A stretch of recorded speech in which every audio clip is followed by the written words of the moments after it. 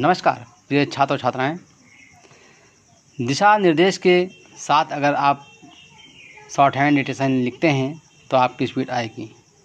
मैंने इस प्लेलिस्ट 2 में अभ्यास 15 से 118 तक की वीडियो डाली हैं, जो सारे चैप्टर पर दो वीडियो हैं, जो 40 स्पीड से है, एक 60 की है, तो एक ही पैसेज पे है।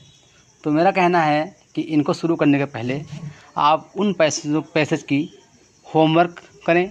होमवर्क व्हाट्सएप के माध्यम से चेक कराएं, फिर मैं वीडियो के माध्यम से आपको गलतियां बता दूंगा और आप उन गलतियों को सुधार करके फिर उसको कम से कम घर में 10 बार प्रैक्टिस करें।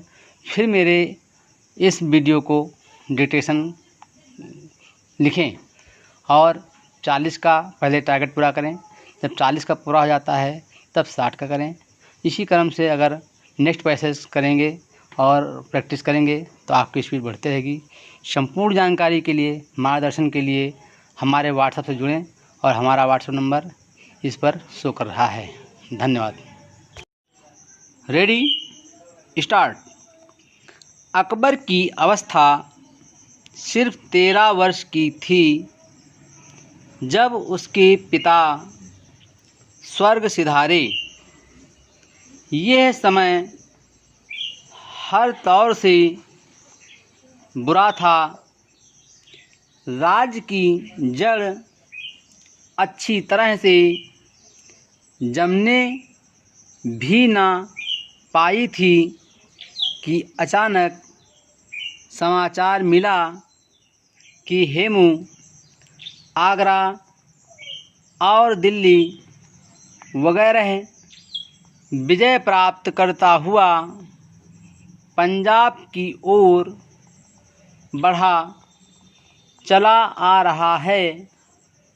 अफसर सरदारों ने अकबर को काबुल भाग चलने की सम्मति दी।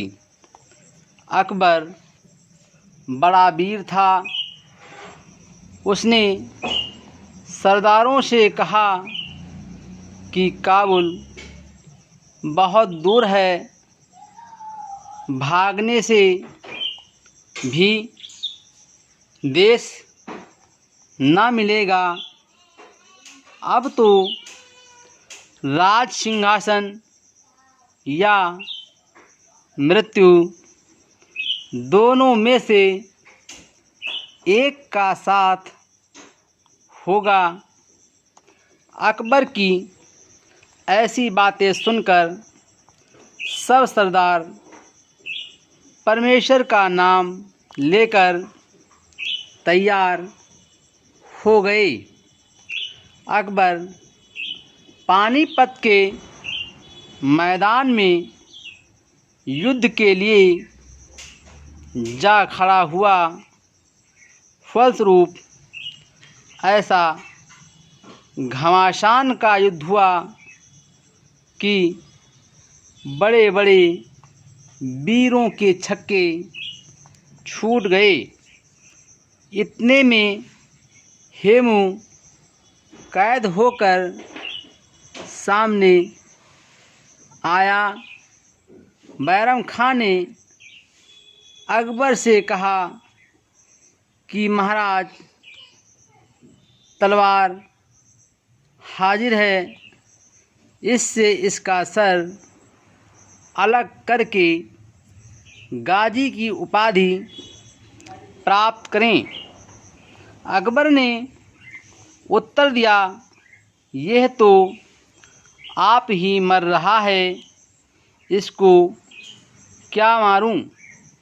केवल तलवार छुआ दी।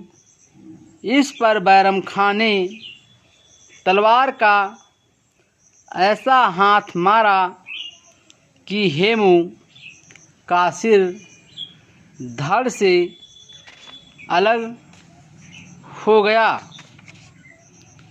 वो कटरे में रहता है, गेहूँ गठरी में है।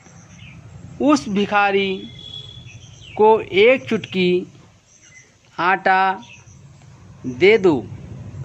पटरी से रेखा खींचना चाहिए। चट्टान पर मत दौड़ो, नहीं तो चोट लग जाएगी। चित्रकूट एक तीर्थ की जगह है।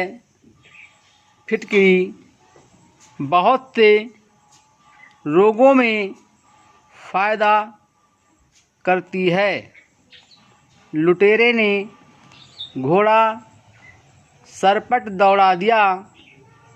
मित्र के साथ घाट करना मित्रताई नहीं है। टिकट बाबू ने सब यात्रियों से टिकट ले लिया। अब की वर्ष ऐसी वर्षा हुई कि गंगा जी के बहुत से घाट डूब गए।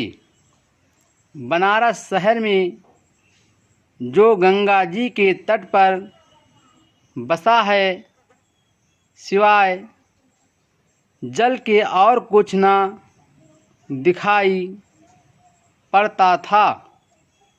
बाजार हाट सब बंद पड़े थे।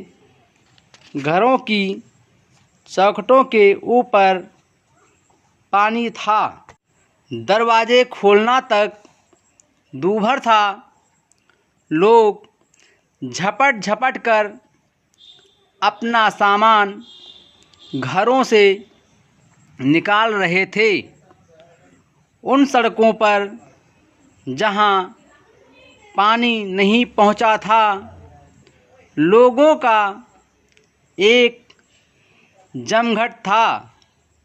सरकारी सवार शहर में सरपट घोड़ा दौड़ा रहे थे और लोगों को शहर खाली करने का आदेश करते थे। इस गड़बड़ में सैकड़ों लुटेरे निकल पड़े थे और रात बिरात जब उनको अवसर मिलता तो लूट मार कर भाग जाते। देहाती बेचारे भूख के मारे मरे जाते थे। खेतों में पानी भरा था और फसल भी चौपट हो चुकी थी।